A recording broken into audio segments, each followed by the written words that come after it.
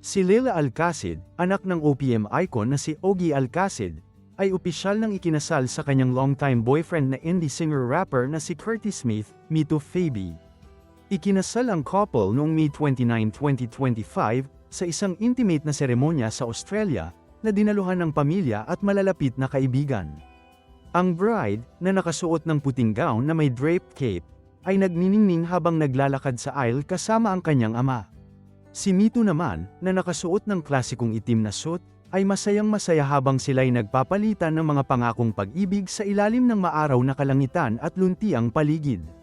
Sa isang taos-pusong post sa social media, ibinahagi ni Ogie Alcacid ang kanyang labis na kaligayahan para sa kanyang anak at bagong manugang, at sinulat, "Pag-ibig. Pagmamahalang walang patid. Kami ay nagbubunyi. We love you at Curtis Mito and at Lil Alcacid.